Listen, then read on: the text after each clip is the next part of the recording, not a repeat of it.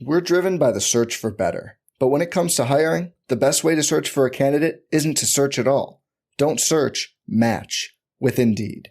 Indeed is your matching and hiring platform with over 350 million global monthly visitors, according to Indeed data, and a matching engine that helps you find quality candidates fast.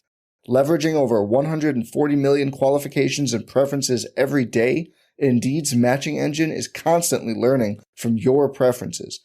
Join more than 3.5 million businesses worldwide that use Indeed to hire great talent fast. And listeners of this show will get a $75 sponsored job credit to get your jobs more visibility at Indeed.com/Blue Wire. Just go to Indeed.com/Blue Wire right now and support our show by saying you heard about Indeed on this podcast.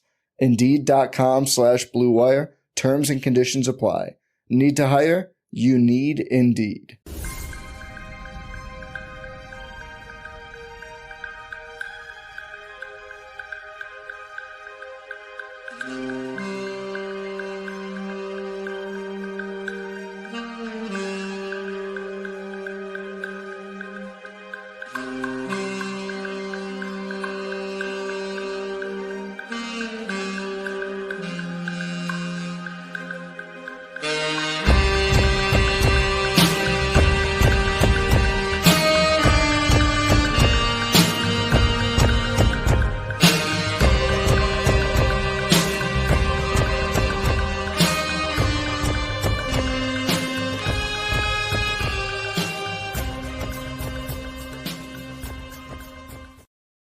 Hello, Mavs fans and NBA fans, potential enemies, etc. I am Kirk Henderson. Welcome to the second straight edition of Mavs Party.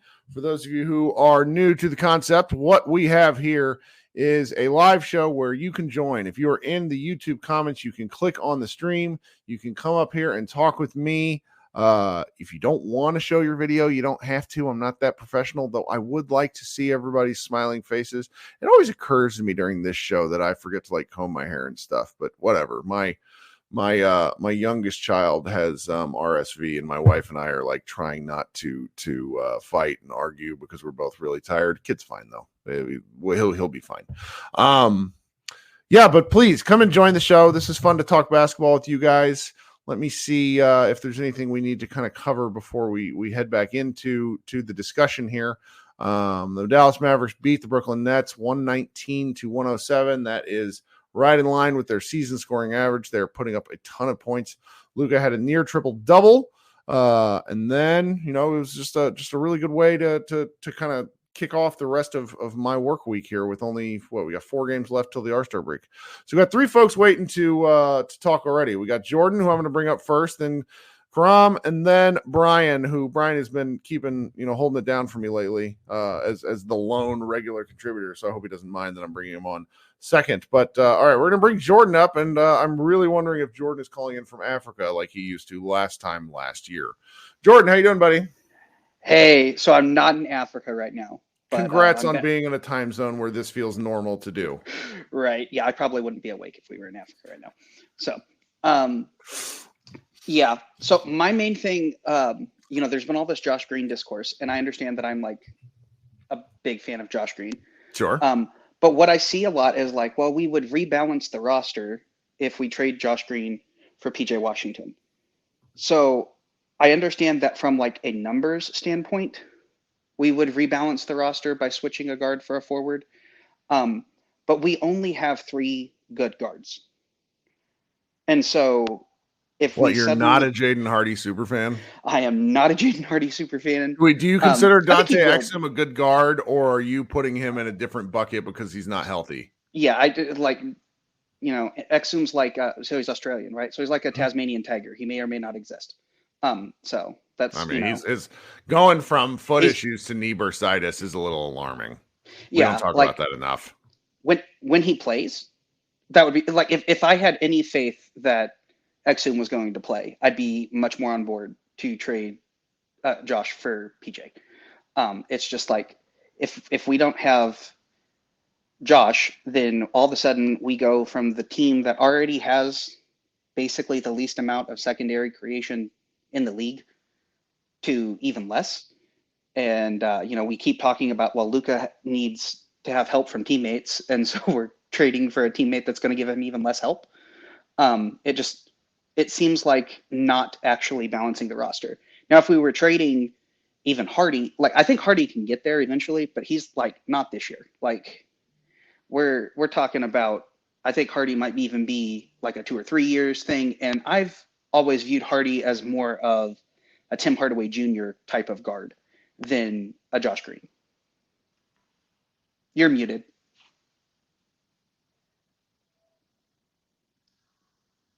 Kirk, you're muted. Man, I was just muted the whole time. I was trying to figure out I was like, no, man. Sorry, guys. Man, just great podcast. So let me just start over from the beginning. So I was just rambling I was like looking up at my light as I was talking. The Josh Green situation is very interesting because he has really come 180 degrees from where we drafted him to where he is now. He signed a great deal in the offseason, really great deal in the offseason, cheaper than what a lot of pundits expected. Sam Vecenie thought he was going to get closer to $20 million a year, particularly if he would have gone into restricted. And I think that one of the things you can see right now, I mean, he's played it. It's really wild because he's had a good season, but it's been on like he started out kind of and then he got hurt. Then he came back and played well. In the last 4 games, you would put in his highlight reel for the season. Like the Mavs are over 50 games now. What is it? 52? Maybe it's something like that. 51. But this is in his top 5. The last 4 games have been in his top 5 of the year, I think. And so ascertaining his value, right, like in kind of a fair way near the trade deadline feels insane, because I think if the Dallas Mavericks were to move him, it would actually cause everyone to freak out because he has played so well and we're all like kind of prisoners of the moment.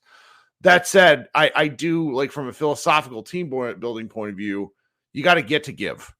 And Tim Hardaway's value, I have no idea what it is, other than the fact that his salary is declining. Jaden Hardy doesn't have value. It's fine. Omac's first round pick. They're not going to move him to not enough money. Grant Williams is untradeable, I think. Even though I did find the Mark Stein swap with Milwaukee potentially very interesting, just because it felt like a distressed asset swap. But I've been sort of sitting here for a while for the better part of trade season. You know, you can really see this with the way Mavs Moneyball covers stuff. We just haven't talked about it because number one, I'm not that good at it. But number two, I just haven't been very interested. And friend of the program, Dalton Trigg, losing his mind because he was like, what? Because he loves trade stuff. And it's if they don't do anything, I think I'm going to be, not only I'm not going to be mad. I mean, if anything, I'm going to say this is a team they built and they want to see what they can do. I don't know. Am I off? No, I don't think you're off. And I would point out my fear of trading Josh is, I don't know if you remember before the Kyrie trade, where it was just, we only had Spencer and Luka. Those were the only ball handlers on the team. Yeah. I don't want to go through that again. Sure. So we've seen that play. It did not work. It was not fun. But if you want to trade Josh for someone else who can handle the ball, or if you have another trade lined up for a ball handler, I'm more inclined to trade Josh. But just the straight up Josh for PJ swap, to me, I don't think it actually balances the roster like people are saying. I can see that. I don't, compared to what the talk was around him this summer, I just can't imagine. I have a hard time grasping that it's even a thing. Because he was a restricted free agent, kind of like the last man standing on the signing. The only reason I think they would get rid of him if they're looking to do a full teardown, which I'm not reporting anything, but I'm parts of like lots of different group chats, and like it seems like the Clippers are very interested, and the Knicks, it sounds like. Yeah, and I'm just like it's going to be very interesting to see where he goes. What else are you thinking? I don't think we have the ammo really to get PJ. And that's kind of where I'm at. I don't think we're going to make a huge trade just because we don't have the ammo. But I do think, we keep talking about everything gets better in the offseason. We get Tim's expiring. Oh, this offseason. I thought generally. No. Sorry, I'm still harmed from Jalen Brunson.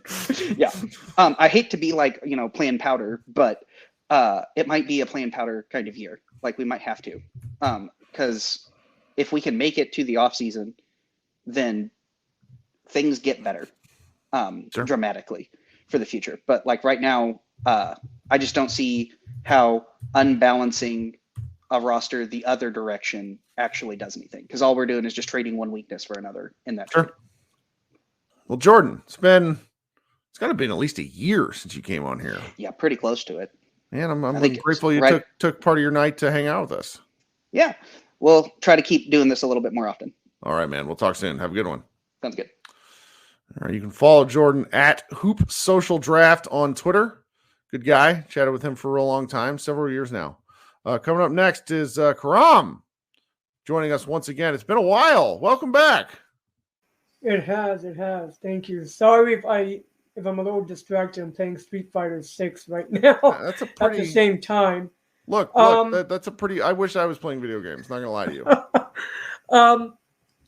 Two questions. One is, do you think we will be making a trade? No. You don't? Mm-mm. So you think we're going to sit pat? I don't know if the Mavericks have the assets to acquire anybody. History says I'm wrong because they've done something for the seven straight years. But I think that there's enough argument to be made that when healthy, this team is good. And it's very hard to say, all right, well, we just need to go fix a problem that's caused by injury luck. And I hear what the chat's saying. There's a lot of, Dante Exum, not great. There's just some challenging things going on with the roster construction right now, but I'm just of the opinion that I don't think they should give up anything long-term. Like if they already give up the first round pick the only one that they can trade at the moment. And, CBA Mavs explains how they can trade more, but it's like, this is the easiest one to do. I think it's the 2027 one. I would just lose my mind. I would lose my mind. I don't like, that's how you make big trades later. And I hear the argument, which is, well, what if there's more players available this summer? Or what if there's not? And I'm like, I just don't want to do it. I don't want to do it. So from my understanding is we can trade the 2027, you're right. But if we don't make a trade using the 2027, it turns into 3 first-round picks leading into the summer. Yeah, because you open stuff up once you get out from the Knicks obligation. Correct. So, but I think even if everyone is healthy, I don't think the Mavericks are good enough because they do have glaring holes, and there is inconsistency with Josh Green, and Tim Hardaway Jr. is a dumpster fire. If he's not making his threes, he is useless. And you need that consistency if you're trying to make a long run in the playoffs, including the defense, right? Yeah. So I was looking at the 3 names that we've been kind of linked to: Kyle Kuzma, PJ Washington, and I think, who was it, Wiggins? There's Andrew Wiggins too, yeah. And so I just want to do like a little rough draft of Josh Green's stats right now. He's averaging in how many minutes? In 27 minutes, almost 9 points, 2 rebounds, 3 assists. 3 rebounds, 2 assists, and about 48% from 3. No, he's shooting really well. He just doesn't do enough of the things. Yeah. No. But then if you go to PJ Washington, he's averaging 14 points for about 2 minutes more. He's averaging 14 points, 5 rebounds, and 2 assists, and a steal, and almost a block a game. Yeah, he's got really big arms. He's got a 7'2" wingspan, and he's only 6'7", so that's a plus 7 relative to his height. So that's where it's a lot of people are very interested just from the measurables aspect, but I don't know how much he actually would help the Mavericks on defense.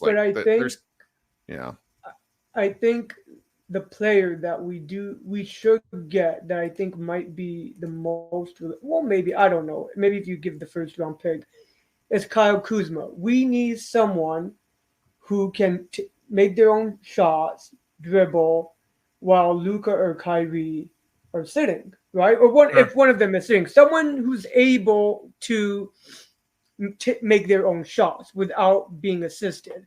And Kyle Kuzma right now with the Wizards is averaging almost 22 points, 6.5 rebounds, 4.3 assists, shooting about 52% from 2-point range and about 33% from three. He's a rough, like the Kuzma argument is he's a rough 3-point shooter. If you're not a Kuzma guy, but everything else he brings is pretty helpful to what the Mavericks need. It's just, and he's a can you hit the defender. open three? Yeah. I don't know. I think if you're in my, and I don't want to hold you up anymore or anyone else, but I sincerely think if the Mavs are trying to go through, Luka's timeline and hoping to win a championship with the Luka-Kyrie pairing, and with Kyrie always being injured and him playing is not always guaranteed, sure, you want to be able to have someone who can take over if one of them does, need some time away sitting down, because it can't just be Luka, right? You can't have Luka playing all these games, all these minutes, all the time. By the time the playoffs come, he's going to be worn down. And I think with our glaring hole with our backup center too, I think we need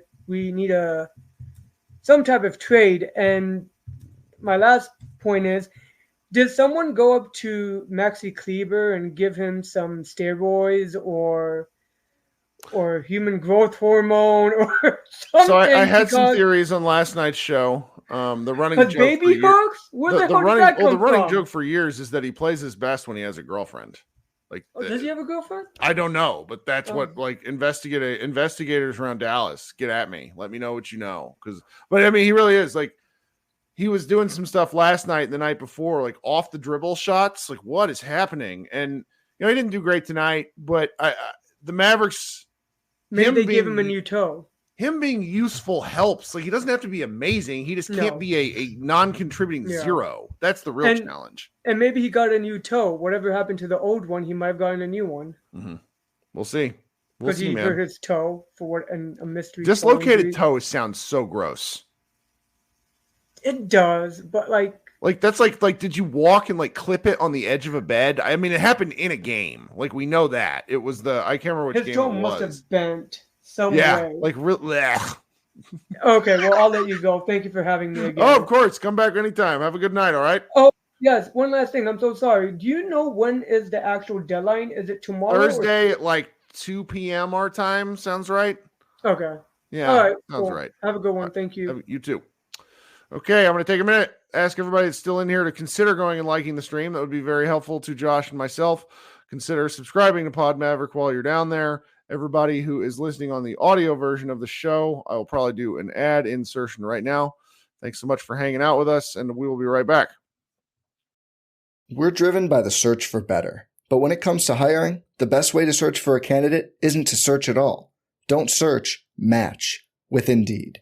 Indeed is your matching and hiring platform with over 350 million global monthly visitors, according to Indeed data, and a matching engine that helps you find quality candidates fast. Leveraging over 140 million qualifications and preferences every day, Indeed's matching engine is constantly learning from your preferences. Join more than 3.5 million businesses worldwide that use Indeed to hire great talent fast. And listeners of this show will get a $75 sponsored job credit to get your jobs more visibility at Indeed.com/Blue Wire. Just go to Indeed.com/Blue Wire right now and support our show by saying you heard about Indeed on this podcast. Indeed.com/Blue Wire. Terms and conditions apply. Need to hire? You need Indeed. All right, coming up now is my man Brian, who has been waiting patiently, and he's our boots in the ground. You're my most loyal listener to this point. So, Brian, what's up tonight? Man, I'm just happy to get a win. First time we've had consecutive wins, I think, since like early January. It was the Going back to Portland, and then the Wolves. Yeah, the Stink Bowl. So very nice to get 2 wins, going right to the trade deadline. If I could, for just a moment, I'd like to take a second to shout out to Jordan and Garon, by the way, but I'd like to take a second to push back on Jordan just a little bit on his argument about a Josh for PJ trade, like not balancing out the roster necessarily. Yeah. I would understand if the angle that he took was that swapping Josh for PJ straight up would leave us a bit weak as far as like perimeter shooting, but just like roster balance, no, I think it dead is a pretty balancing move because you're saying that we have like maybe 3 good guards outside of what we got: Luka, Kyrie, right now, Josh, Tim. I'm gonna count Exum. Sure, I would He too. needs to get back on the court, but when he's on the court, he's very clearly useful. Like even when he was limited, the first time he came back a few days ago or whatever, he was still helping the team. At least in the first game. The second game, not so much, but he didn't play that much.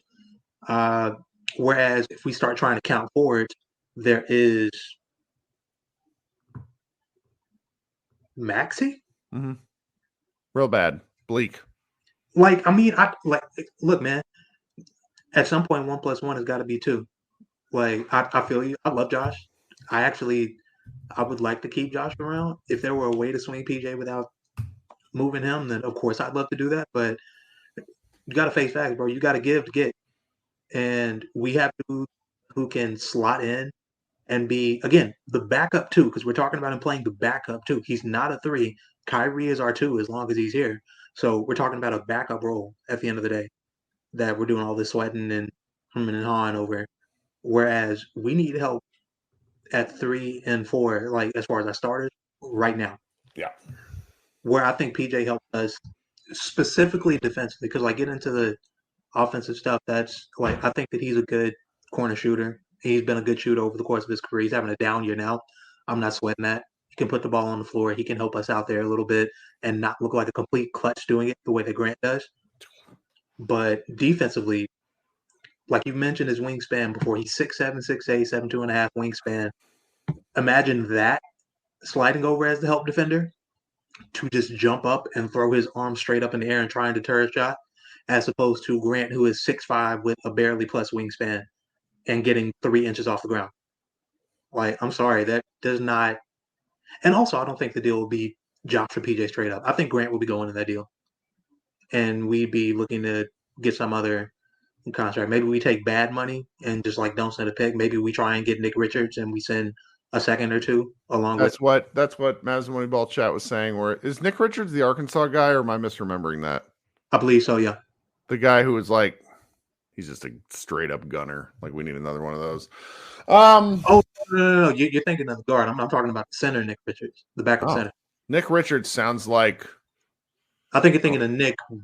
Is that Nick Williams? Oh, Nick Richards sounds like an Arnold Schwarzenegger character from a 1980s movie.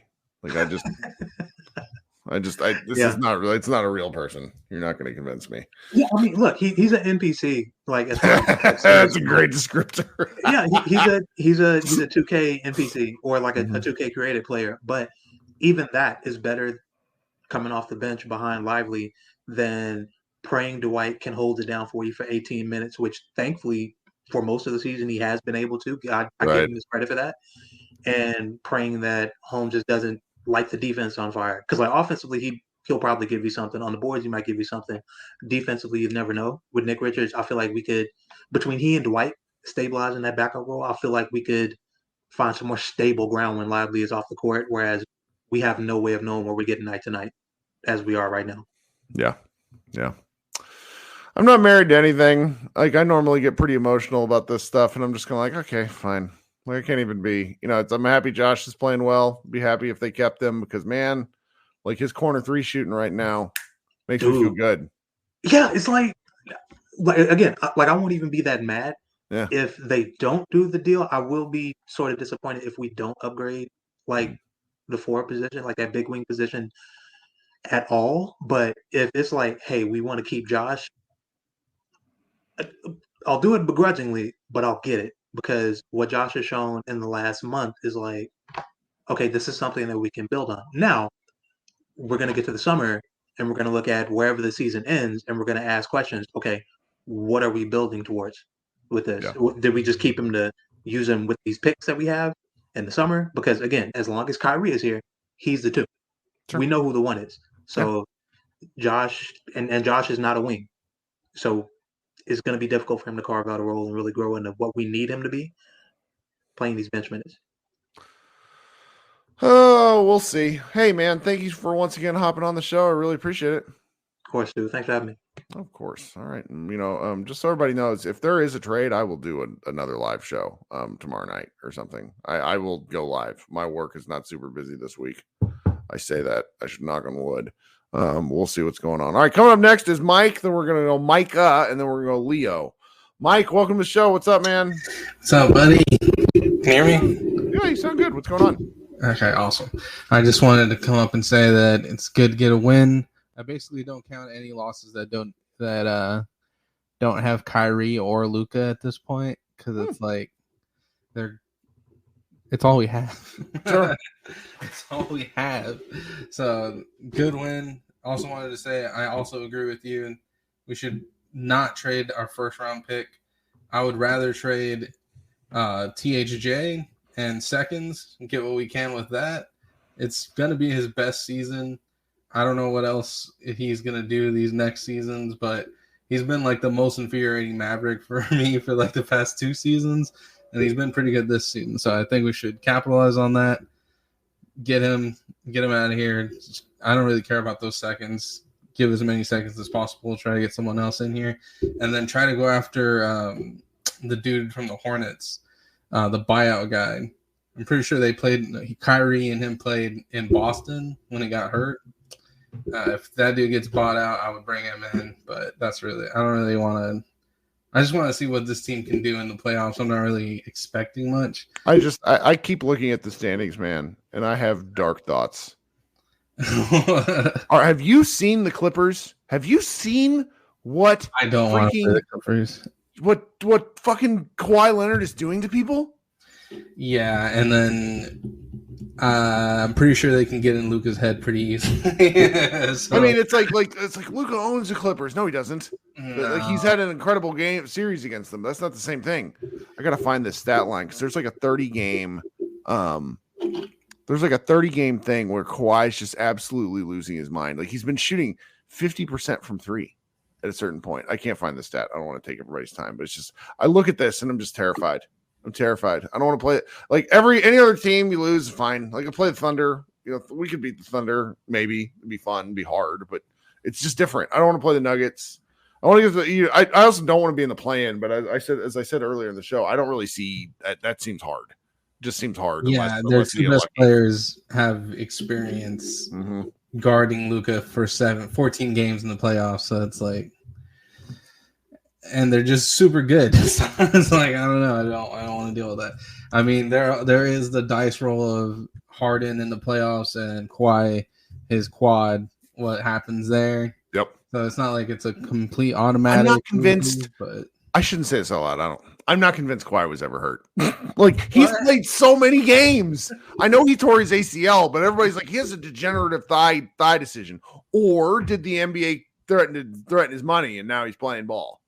I'm not convinced. He's playing so many games. He's been so awesome. I hate him. That's so true, good. Man. We should have tried to trade for him. It was looking pretty bad this offseason when he got hurt. Yeah. I don't know. We didn't have anything to trade, so That's right. All right, man. You got anything else?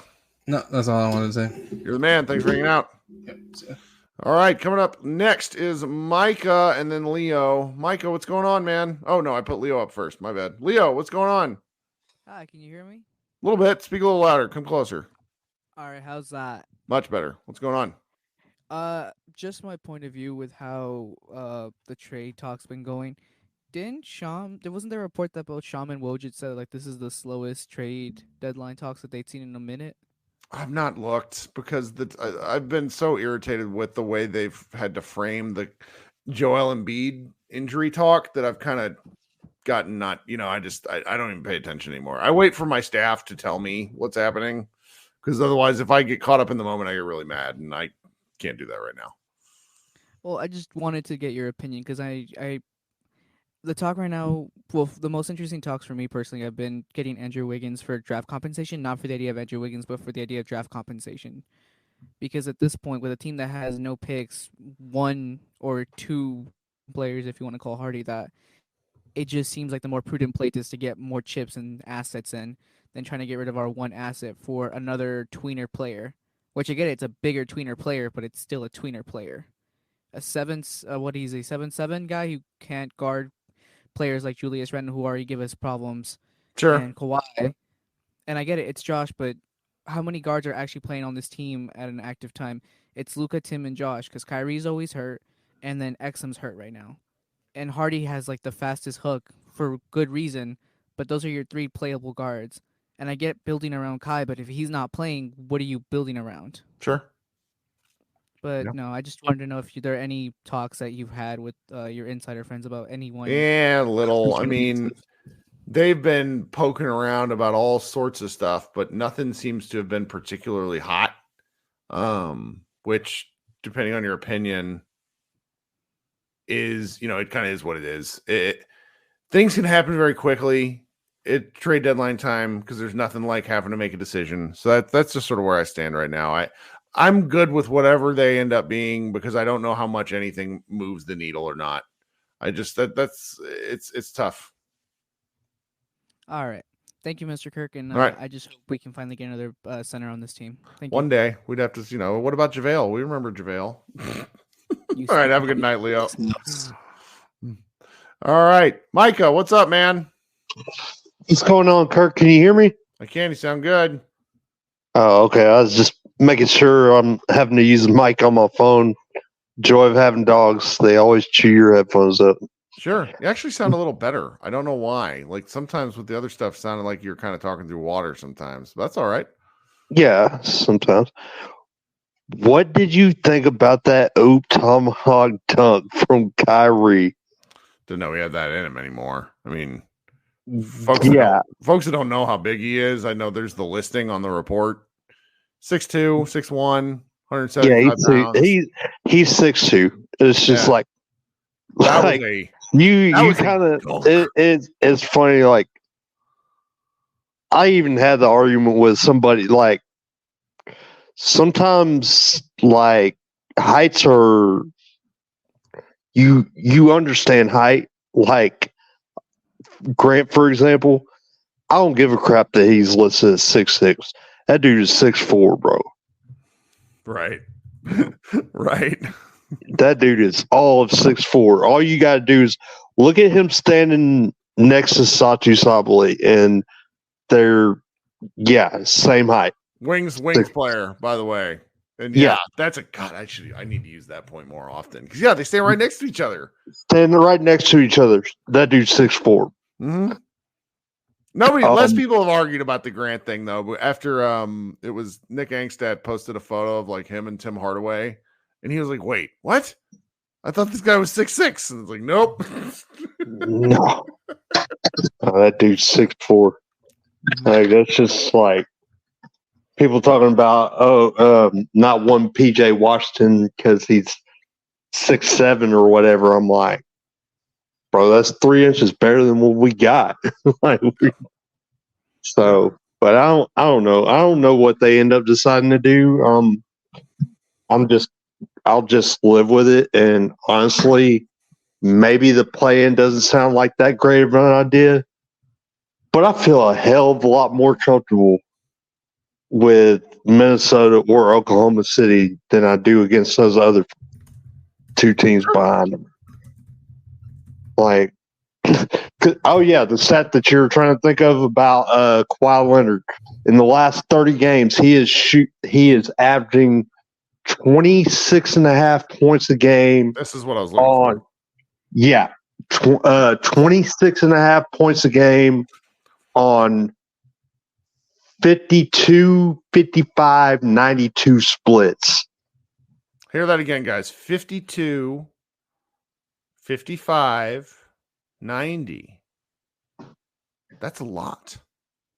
Yeah. That's why so like Luka is not in a lot of people's MVPs conversation, largely because he's not in the top 6. But then you look at like Kawhi's numbers and it's like, oh, okay.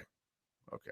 I get it. Right. Well, why is like, if I'm just being honest, like they basically had the same record and had to figure out how to completely change their offense in the middle of the season. Like, since like Embiid's basically ineligible, I'm sorry, to me, Kawhi's got a better case than Shea does. That's just my opinion. Strong take. I like it. I don't know. Because he's a way better defender even now. He just is. So I appreciate it. But yeah, I don't know what they do as far as the trade. I just I'm not interested in bench players. Like, Sure. that's just where I'm at. Like I'm not moved by Bobby Portis. That dude's a bench player. Like, it's just I don't think they can start getting any further than where they're at until they change the fact that they only have 3 starting caliber players. Sure. That's where they're at. But we'll see what they do, I guess. It's a good take. Wiggins does kind of scare me because what if you find out that you're paying $30 million for Dorian? I mean, like, he's such a difficult player to ascertain. Because it just seems like basketball is not the thing he's that interested in. He's just really, really good at it. So what do you do? Yeah, I mean, their situation is so weird in Golden State. I have a lot of mutuals on Twitter, and yeah, they're going out the same way that LeBron's going out for the same reason that Steve Kerr and that big 3 treats everybody that helps them win like irrelevant outsiders, and that's why Pascal didn't want to go over there. Yeah. He said when it was brought up, and like, nah, I'm good. I'm not going to resign there. Yeah. Yeah. I don't think anybody wants to deal with Draymond. I don't think anybody wants to deal with Clay, thinking he's still Clay. Yeah. Even though his last interview was sad, like that was. He knows he's done. Yeah, anytime you see a player or an athlete just recognizing their sports mortality, it's tough. Yeah, it is. Oh, brother. Got anything that's all else I got, before we head out? Yeah. No, that's all I got, Kirk. Thanks so much. Hope to talk soon. All right, we'll do. Okay, so Josh and I'll be back on Thursday. And if there's something that happens tomorrow, I'll record tomorrow and we'll do another live show. Be looking for the posting because I like doing these. Thanks so much for hanging out. This has been Kirk Henderson. This has been Pod Maverick presents Mavs Party. Thanks so much and have a great rest of the week, guys. Bye.